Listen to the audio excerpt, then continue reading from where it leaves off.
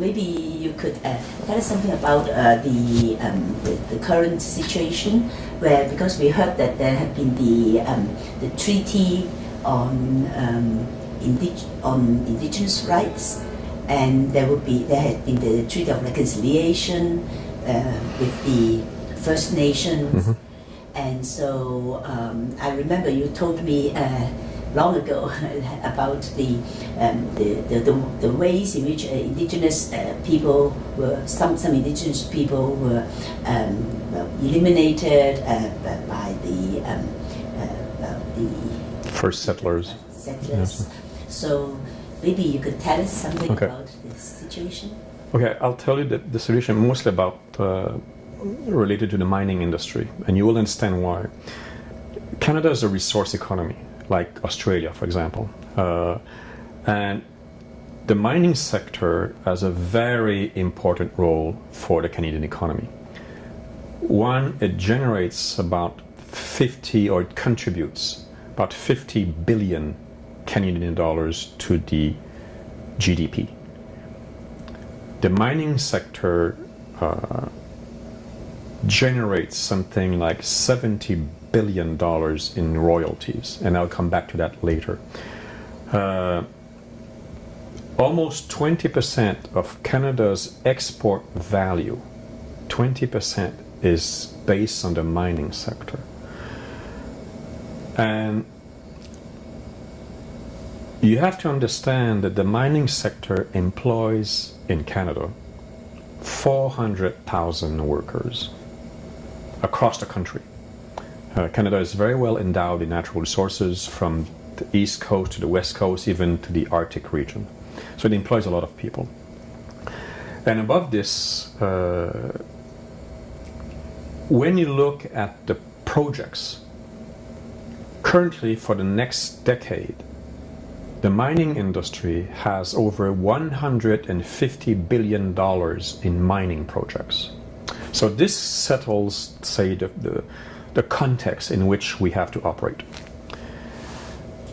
Now, you must be aware that the mining sector is a cyclical industry. Like, for example, China is a major purchaser of iron ore. If China's decided to stop buying iron ore, it affects the whole iron ore industry around the world. Okay. Same thing for coal, and so on and so forth. So, one of the government response to a cyclical industry is to increase the competitiveness of the industry. Of course, you can do that in many ways. You can build infrastructure like road, rail, pipelines. This is one way to increase competitiveness. You can increase the efficiency of the mining sector. But in Canada, one way they have decided to do, and especially the mining industry, they increase competitiveness through environmental assessment. They have, the mining sector have decided to embark into a massive program of what we call key performance indicators. Traditionally, it does exist for the production extraction system. But now the mining sector slowly is beginning to implement key performance indicator related to the environment. I mean, I have seen those programs. And what they do is they try to see how does that has an impact on soil, air quality, water quality, and so on and so forth. I'm not saying it is perfect. There still has a lot of problems. But efforts are being conducted in that direction. With regards to Indigenous people, many people are not aware that the mining sector is the largest private employer of Indigenous people. Why? Because very often the mining sector is located in peripheral areas where you have native located there for centuries. So they have to consider their presence. So this raises a lot of challenges. One, you have to train those people. So the fact that it is a very large employer, you'll have major, I would say, human resource challenges in terms of training native people, which is a very good thing. Okay? The second issue is now the mining sector, and especially with the current government in Canada, who is very adamant in respective native rights. You have to understand that in Canada, there are three things that now have occurred. One, you have to recognize Aboriginal rights. That's one thing. You have to recognize Aboriginal titles, which is slightly different from the rights. A title gives you, say, some sort of sovereignty over a piece of land. But a third thing that now is very recent is the courts, Canadian courts, have recognized the value of Indigenous knowledge in conceptualizing the nature of Aboriginal land interests, which is very recent, because the mining sector, say, went to some peripheral areas, northern areas, and this led to some lawsuits by the native people, and it went to court because they were said, no, you have to understand that this area is very important for traditional fisheries, or you cannot tackle this forest because this is part of not only ancestral rights, but it's the way the Aboriginal have a relationship with the forest that is very different from, say, urban people. You can say you cannot destroy this forest because this forest is used for, say, to fabricate medicinal herbs, for example. Same thing for watersheds.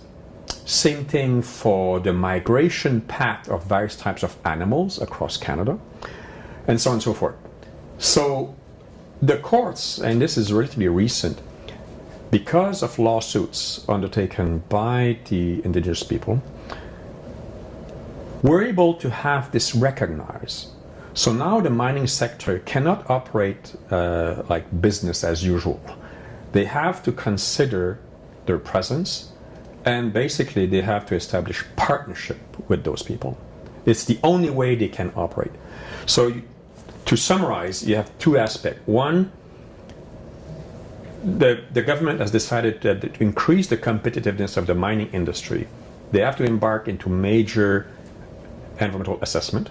And the second issue, they have to integrate native rights, native titles, native knowledge in any kind of mining activities. Yes. In many places, there would also be good environmental laws, but they may not really be implemented. So, for example, in China, so we have some of the best laws, but they are simply not respected. Mm-hmm. So, how about in Canada? So, what are the ways that these laws are being really respected? Okay, it's a good question. It's very complex. The reason why it is complex is that you have several jurisdictions. You have federal jurisdiction, provincial jurisdiction, municipal jurisdiction. There is not a clear harmony between those jurisdictions. So it is the court that have to decide. And even the Aboriginal have their own way to assess the environment, for example. They don't necessarily have a law, but because they have titles and they have rights, it has to be considered in the court. So what you are raising is a very good issue. It's not easy, except that now people realize that you cannot bypass the environment. you have to find ways to find compromise. So, yes, it is complex, it is complicated, but mind you, the fact that you have environmental issues at all levels of government is a good thing, because that way you cannot bypass something. So yes, it's always the object of negotiation, but usually it works. It takes a lot of time, but you need, say, an environment where you respect the law. So, and how about the local communities? So, are there contentions about the laws, or are they asking to improve on some of the aspects, or do you have communities that are totally against mining? Because I know that is an issue which is very divisive among different communities. Yeah. Because some would really like to have the jobs so that they could have the cash income for the families, education or other things. Some say that, well, this is their ancestral land, so they do not want any mining to be done. So this issue exists. It does. And not only the mining sector, it touches almost every type of projects. And yes, there is strong opposition from local communities, NGOs, for example. So I think the successful projects, I'm not saying that all projects should be approved, that's not the point. But what really is, the successful projects are those where the various parties, the various stakeholders, and I include the NGOs into this, we're able to undertake a major, I would say, pedagogical program explaining the issues, why it is important. Is there an alternative? If not, okay, do you want to create jobs, or do we touch the environment? But you realize that there's not a pristine reference to the environment. The environment has evolved over time. Vegetation has evolved over time. So when you ask, okay, what's the pristine reference? Nobody can answer. Do you return back to the Paleolithic era? You cannot do that. So what you do, if you have to modify the environment, or you have to transform the environment, what you do is to do what we call environmental compensation. So if you have to say you want to build a quay wall for anchoring mega ships along a river, you cannot build a quay wall anywhere you want. There are some areas, because you have to consider the depth of water, for example. You might have to transform an environment, a coastal environment. So what you do is that if you transform this coastal environment, make sure that you rebuild another one similar elsewhere.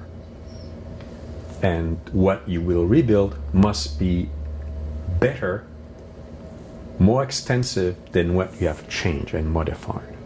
This is the way to operate. So for example, you can have many areas in the world where they have built artificial islands, where now they become like bird nests for water birds, for example, and so on and so forth. So this is the way to do it. Like, suppose you have an area, and that's what we try to do. If you have to have a development, why don't you do it in a brown field? Meaning you will decontaminate an area, and there this becomes a new area for establishing a project.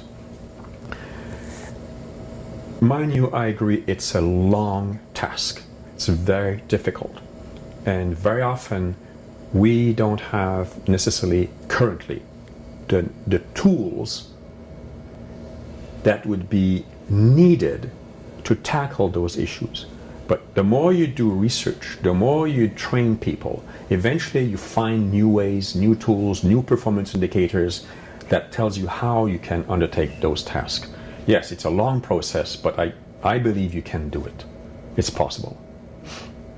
So for Canada, it's not only the mining of the minerals, it's also the question about the tar sand and the gas. Yeah. So how about those areas? Okay, that's a good issue. You cannot understand the tar sand industry within the Canadian context per se. The tar sand issue must be understood within a global context.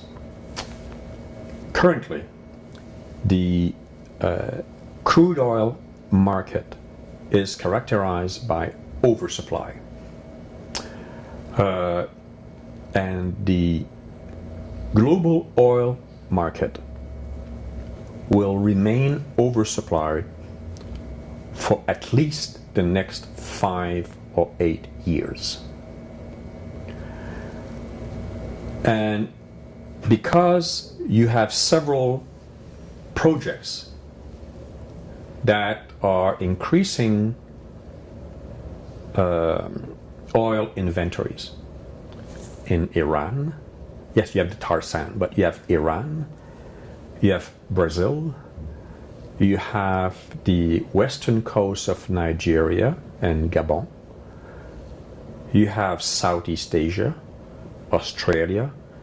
You have many projects that now are increasing global oil inventories. The major oil producers like OPEC, they will continue to increase in production and export oil over the next few years. Why would they do this? Because even though like Saudi Arabia could intervene and reduce supply to increase oil prices, they are not doing this. What they're doing, they are flooding the market with oil to make sure that they will clear the market from high cost producing areas like Canada, like the tar sands, West Africa, and so on. So that's what they're doing. Saudi Arabia will maintain low oil prices in order to capture oil markets and to make sure that the high producing areas will be non-profitable. That's one thing. The second thing you have to understand, and you will appreciate that, China is the main source of support to maintain the oil prices. Why? Because China is stockpiling crude oil, and this is what is supporting prices. The country is currently increasing its crude oil storage capacity and expanding its strategic reserves with a view to have at least 500 million barrels by 2020. This should allow China to have the equivalent of about 100 days of consumption. So the reserves are currently stored in, I think, 7 underground, above ground facilities. They have some underground facilities, and so on and so forth. I think China will have something like 11 or 12 oil storage areas in the country. And of course, as China moves to profit from those lower oil prices, the country is expected to add several 100,000 barrels per day of crude oil demand.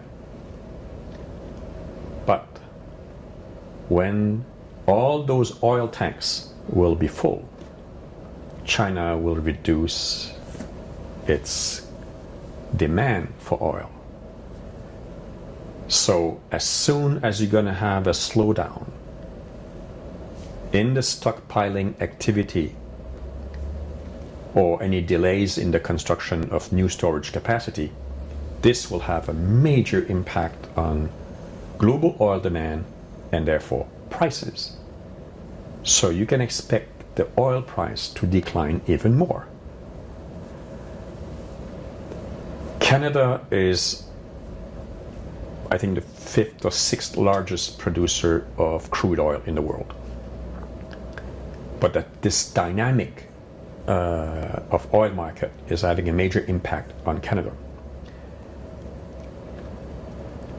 You have to understand, in the case of the tar sand, the main issue is not resource base.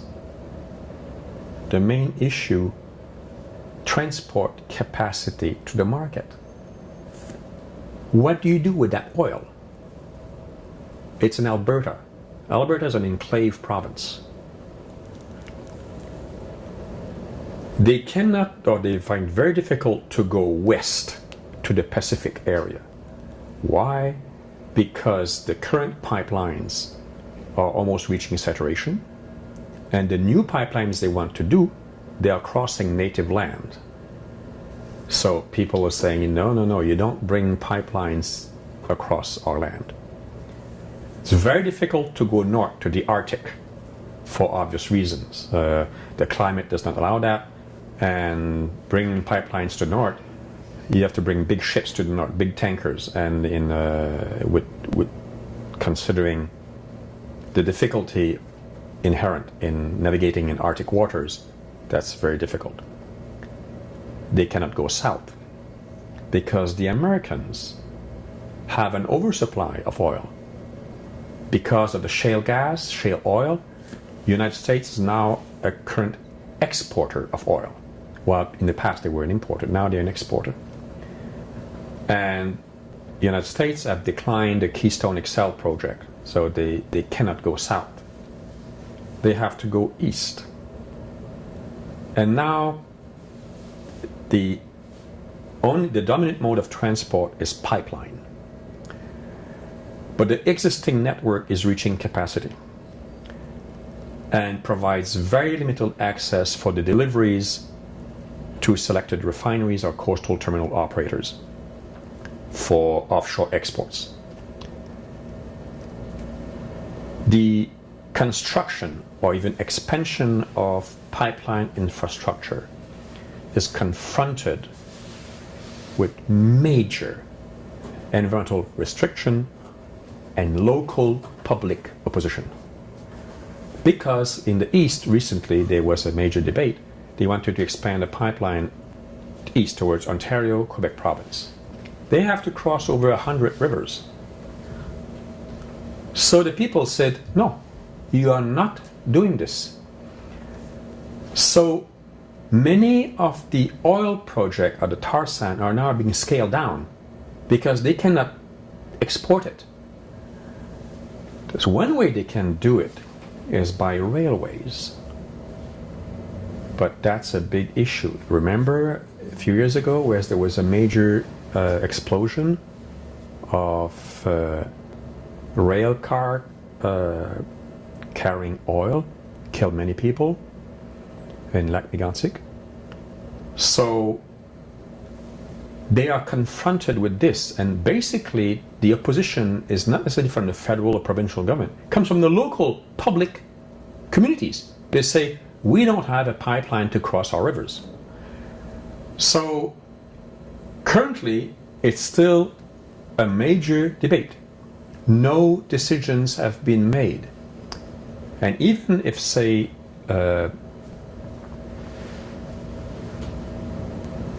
central or provincial government would decide to give a go-ahead to constructing the pipelines, you will have major opposition coming from the municipalities. For example, in Montreal and other cities around have decided to go to court. They say, you are not going to build a pipeline across our city. So a lot of people have to do their homeworks. And this is the main issue. The people are saying, oh, it's the oil tar extraction. Yes, it creates pollution. But that's not the main problem. The main problem is they are stuck with it. They cannot sell it. It cannot be exported overseas, and that's what they would like to do. But how do you export oil overseas when the oil prices is declining, when it's difficult to reach an overseas market, and when your production is more expensive than what's going on in the Middle East. So it's something that we have to look at for the next at least 10 years. It's going to be a long process. But I can assure you currently, there's a lot of local public opposition to the expansion of pipelines in Canada. It not only affect native people, also maybe many local urban and rural communities are against it. So is that what happened with the shale gas pipeline? Exactly. The government now is very conscious that like in Quebec province, the previous government have decided to give exploration rights on Anticosti Island, which is a very famous island on the St. Lawrence River. And the next government is like forced to respect the previous engagement of the government. But now, because of very strong opposition, either from NGOs, from students, from local communities, the government now is trying to see how they can stop. It's still exploration rights. It's not extraction, it's not production. And they realize that there's no way extraction will be profitable. So you will realize that I think there's some shale gas in the various river basin in Canada. But now I think it's not going to be profitable, at least not in the near future, to justify this. And from an environmental point of view, it creates a lot of problems, and people are more and more aware of this. So if we are seeing a reduction in the extraction industries, and so possibly a reduction in the jobs, so how would Canada's economy be surviving? Would there be alternative ways in which people would propose, for example, going back to agriculture or reviving agriculture or doing something else? Okay, there's one. You cannot say you cannot stop mining extraction in Canada. That doesn't make sense. Okay. However, you can find alternative way for energy consumption. So one, there's major efforts being conducted by the government in order to electrify transportation, because transportation is the main factor for oil consumption. This is where you have to reduce it. So you have to find ways to electrify transportation with electric cars, electric buses, and so on and so forth. That's one thing. Another issue is to reduce consumption in the industries, in the various types of institution, by finding ways to save energy. That's another way to do it. A third way is people are very conscious about the need to reduce their transportation imprint. So you're favoring local production, local food, local agriculture. So you don't have to cover all those distances in order to bring food, for example. So that's another way to do it. So there are alternative way to produce energy. You need to have more energy. So there are ways to produce energy, clean energy, whether it's hydropower, whether it's solar, wind power, and so on and so forth. So there are major efforts being conducted by the governments, both federal, provincial, municipal. They are trying to implement a system where the environmental imprint of energy consumption will be reduced. Do you also have nuclear stations here? They are closing down nuclear stations here. There's a nuclear power plant in Quebec province, and the government has decided to close it down. And there's some sort of moratorium on building thermal plants, for example. So people are very much aware of this. Just find other ways. to produce energy. So no, they are close, like in Europe, they are closing down nuclear power plants, thermal plants. They have to find other ways to do it. So that's what they're doing. Is that decision to close down the nuclear power plants an effect from the Fukushima disaster, or is it much earlier? I think the discussion were coming much earlier than that. The reason why is that they realized that to maintain or upgrade the station, they estimated how much it would cost. And they realized that that kind of money can be better used by producing alternative source of energy. So the debate came much earlier. I mean, Fukushima might have been instrumental, but I can assure you the debate was going on much earlier than that.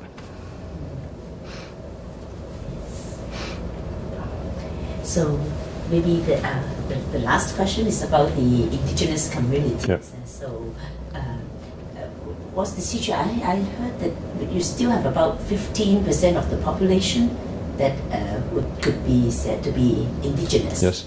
Yes. What's going on is that the experience I had with indigenous communities, they are creating alliances with the corporate capital in order to advance their interest. Of course, at first sight, you say, well, it's not very good because you're becoming to be capitalistic, for example. Yes, but come on, arrive in the 21st century. These communities are very remote, sometimes very poor, and they have decided to embark into that system. Said, okay, there's a global corporate infrastructure. We'll create alliances with those corporate infrastructure. The way they're doing this is that it's the issue of collecting and distributing resource royalties.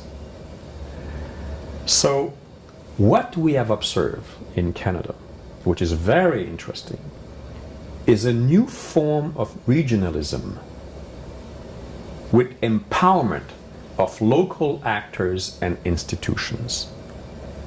They begin to stop out migration of native that were living in the local community. And it's now place-based collective endowment. So what you realize is that, and I've seen it, you have a remote community in the north.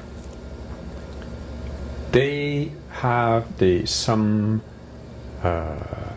corporate mining sector. They say, oh, we'd like to extract some mining in that area. It's fine. The native community, usually they are cooperative or collective. They say, fine, we want to have part of the royalty must be given to the local community, not to the central government. With that money, they will say, we will buy or we will develop a shipping line. You will use our shipping line in order to bring the project cargo you need. With the money they receive, they train the native people to manage the line, the shipping line. But I have seen it in Canada. Now you have shipping industry, airline company, railway companies that are owned by the natives.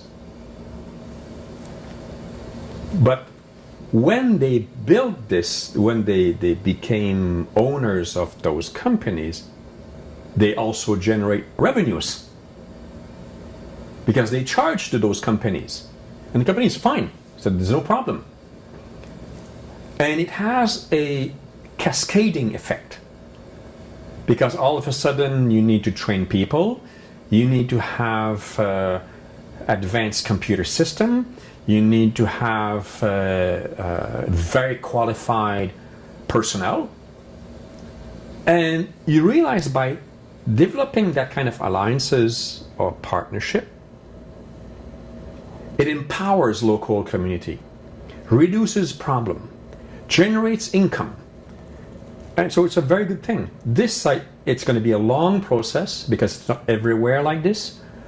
But I think it's the way Native people have begun to negotiate with the impact of globalization. It's the only way they can do it. And by doing that, and first, the main corporate sector are more than happy to participate. The federal government says, fine, by doing this, it reduces many problems. It generates income in the local community, increases accessibility of remote peripheral areas. And the native, I'm just giving the example I gave you in terms of shipping, airline, railways, they are now part of other projects, not only related to the local communities. They could be other projects because they have an airline company, they have a shipping line company. So that's how they operate. That's what I've observed in Canada, which I think is very good because it creates jobs. And of course, you need qualified personnel to pilot an airplane and to pilot a Arctic ship. So no, it's one way, maybe not the only way, but when you're asking me how in Canada it is a success, this is one example in terms of best practice. Could I ask about the question of governance within the native communities? Because because it's like, for example, China in the 1920s and 30s, you have the domestic, the national bourgeoisie coming, but that does not necessarily benefit other people. So, for example, for the airline companies or the shipping companies, would that be owned by the whole community, and also because it could be owned by just a minority of the richer, the more modernized sector of the Aborigines. But it could also be owned or beneficial to the entire community because of a different governance or system. So how is that? It's a good issue.